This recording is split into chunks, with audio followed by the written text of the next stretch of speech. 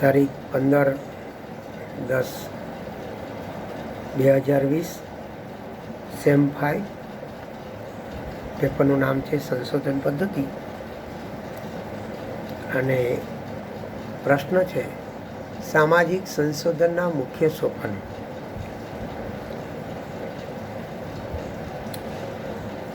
સામાજિક સંશોધનના મુખ્ય સોપાનોમાં આપણે સંશોધન યોજના રિસર્ચ ડિઝાઇન એના ચોથા મુદ્દાની ચર્ચા કરી અને પાંચમા મુદ્દા પેટા મુદ્દા 5માં આપણે જઈ રહ્યા હતા ભૌગોલિક વિસ્તારની સ્પર્ધા. જે ભૌગોલિક વિસ્તારમાં સંશોધન કરવાનું હોય તે અંગેનું વિધાન કરવું જરૂરી ગણવામાં આવ્યું છે. આ અંગેની સ્પષ્ટતા કરવાથી સંશોધન ક્ષેત્રની હદમર્યાદા નિર્ધારિત થાય છે. છઠ્ઠો મુદ્દો છે સમયનો અંદાજ. સંશોધન કાર્યમાં આપણે જે કંઈ સંશોધન કરીએ છીએ સંશોધન માહિતીનું એકત્રીકરણ કરવાનું, લાઇબ્રેરી વર્ક કરવાનું, ફિલ્ડ વર્ક કરવાનું, એનું વર્ગીકરણ, પૃથ્થકરણ વગેરે, તેમાં કેટલો સમય લેવાનો છે તેનો અંદાજ કાઢીને તે અંગેની સ્પષ્ટતા સંશોધન યોજનામાં કરવી જરૂરી છે. સાતમો મુદ્દો છે અભ્યાસના પરિણામ.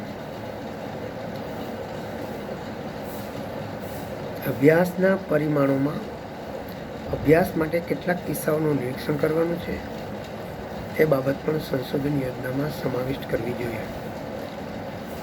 બીજી રીતે કહીએ તો સમગ્રનો અભ્યાસ કરવાનો છે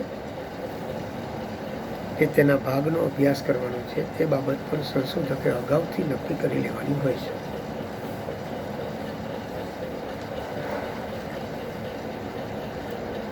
માહિતી એકત્ર કરવા માટે પ્રયુક્તિઓ. સંશોધન વિષયની માહિતી એકત્ર કરવા માટે જે પ્રયુક્તિઓ ઉપયોગ કરવાનો હોય તેની સંશોધન યોજનામાં સ્પષ્ટતા કરવી જરૂરી છે. માહિતી એકત્ર કરવા માટેની પ્રયુક્તિઓ વિવિધ છે, જેમ કે નિરીક્ષણ, મુલાકાત, અનુસૂચિ, પ્રશ્નાવલી, વ્યક્તિ તપાસ વગેરે. માહિતીના સ્વરૂપને, સ્ત્રોતને અને કદને ધ્યાનમાં રાખીને કઈ પ્રવૃત્તિ વધુ ઉપયોગી બની શકે તેમ છે તેની વિચારણા કરવી જોઈએ અને સંશોધન યોજનામાં તે સ્પષ્ટ કરવું જોઈએ.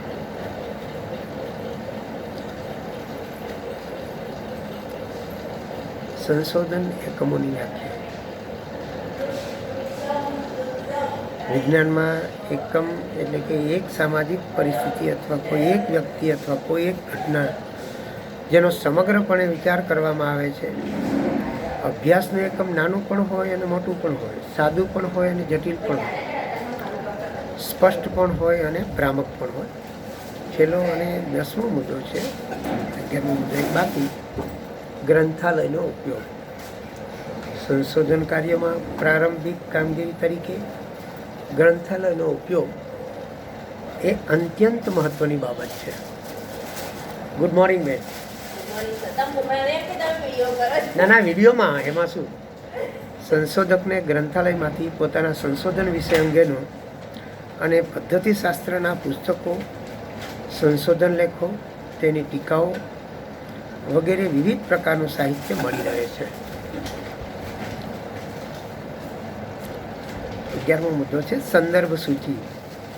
ઉપલબ્ધ સ્ત્રોતોનો સંપર્ક સાધવાની સાથોસાથ સંદર્ભ સૂચિ બનાવી શરૂઆત કરી દેવી જોઈએ. દરેક સંદર્ભ જુદા જુદા કાર્ડ પર લખો. જુદા જુદા કાર્ડ પર સંદર્ભ લખતી વખતે લેખકનું છેલ્લું નામ પ્રથમ લખવું, તેનું ટૂંકું નામ કે આખું નામ પાછળ મૂકવું. ત્યાર પછી સંદર્ભનું મથાળું, પ્રકાશકનું નામ અને પ્રકાશનની તારીખ લખવી.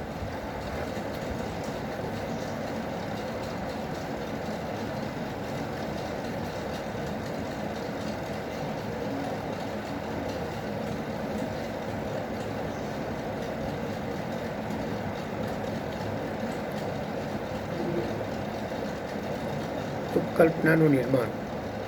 વૈજ્ઞાનિક સંશોધનનું ત્રીજું સોપાન સંશોધન યોજનાનું એક ભાગ છે. આમ છતાં સામાજિક સંશોધનની સમગ્ર કાર્યવિધિમાં ઉપકલ્પનાનું નિર્માણ અત્યંત મહત્વનો તબક્કો છે.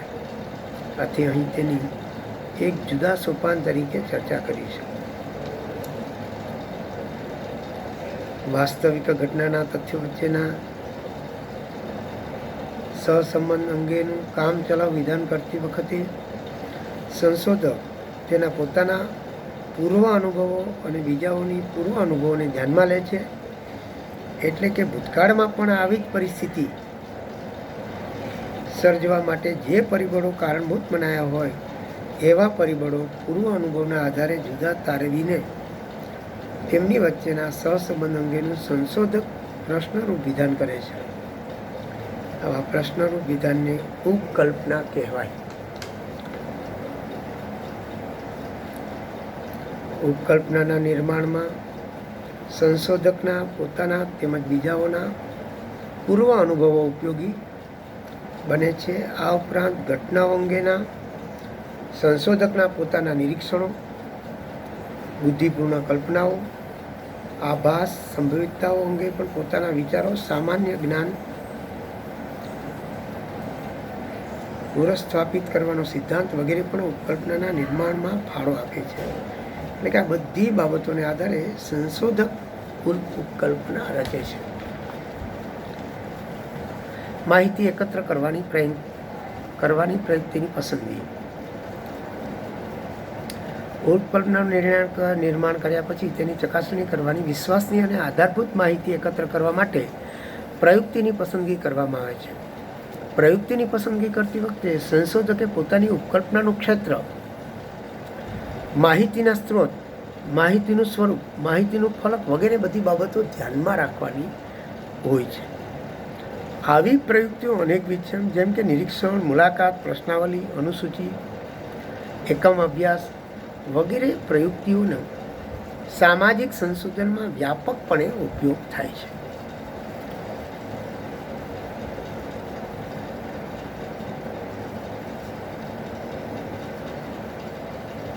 સંશોધનના સોપાનોમાં પ્રયુક્તિની પસંદગીનું સોપાન અત્યંત મહત્વનું છે.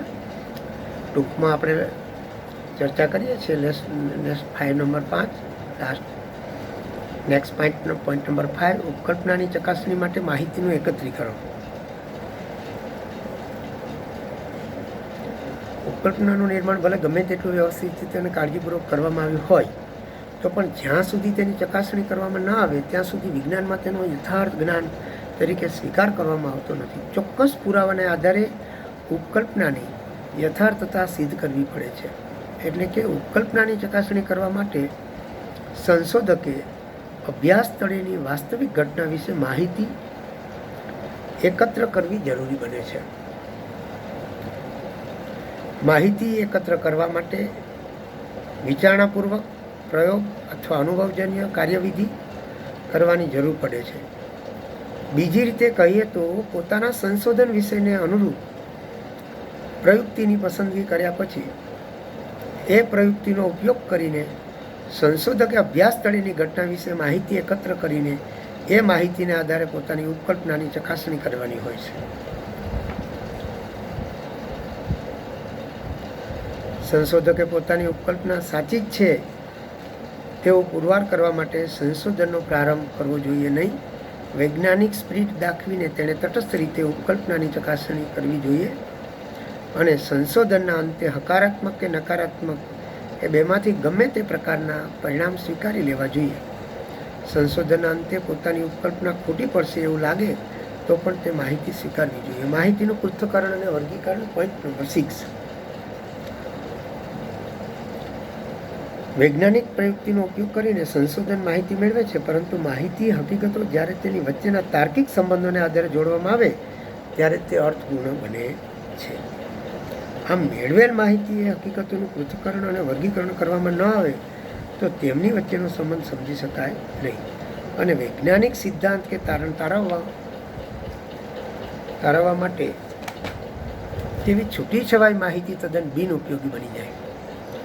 આથી સંશોધક એકત્ર કરેલી હકીકતોનું વર્ગીકરણ કરવાની અને જુદી જુદી હકીકતો વચ્ચે જોવા મળતા સંબંધોના આધારે તેમની વચ્ચે જોડાણ કરવાની કોઈને કોઈ પદ્ધતિ અવશ્ય અપનાવે છે. યંગ અને મેક કહે છે કે વર્ગીકરણ વધુ સારું અને ઉપયોગી બનાવવા માટે માહિતીને શક્ય એટલે ઓછા વર્ગોમાં વહેંચવી જોઈએ, કારણ કે એકમો જેટલા ઓછા હશે તેટલે અંશે માહિતીનો અર્થ વધારે સરળતાપૂર્વક ધ્યાન પર આવી શકશે.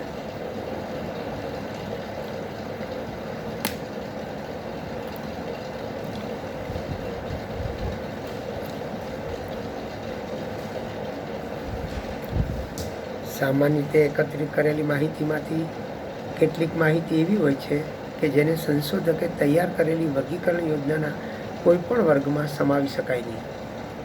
આવી માહિતીને નેગેટિવ કેસ તરીકે ઓળખાવી શકાય અને તેના માટે કાં તો કોઈ નવા સ્પષ્ટીકરણની જરૂર પડે છે અથવા તો વર્ગીકૃત યોજનાનું સ્વીકૃત વિસ્તરણ કરીને વધારાની કેટેગરીમાં દાખલ કરવી પડે છે.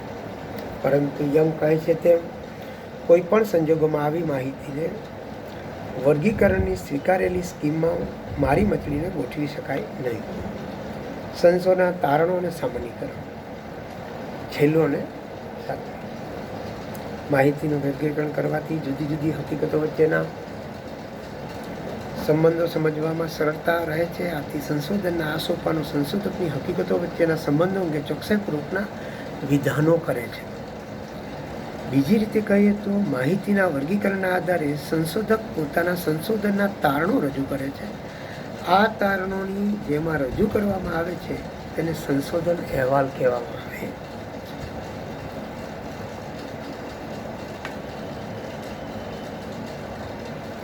વિજ્ઞાનીઓ ઘટનાનું સંશોધન કરીને જે તારણો તારવે છે, તારણો કેવળ એ ઘટના પૂરતા જ મર્યાદિત રહેતા નથી, પણ આ ઘટના જેવી જ બધી ઘટનાઓને પણ તે તારણો લાગુ પડે છે. આમ એક ઘટનાનો અભ્યાસ કરીને તારણો તારવવામાં આવે અને એ તારણોને એ જ વર્ગની અન્ય ઘટનાઓને લાગુ પાડવામાં આવે છે. એ પ્રક્રિયાને સામાન્યીકરણ કહેવામાં આવે છે.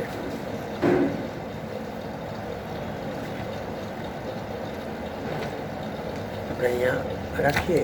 આગળના વિડીયો આગળ ચર્ચા કરીશું.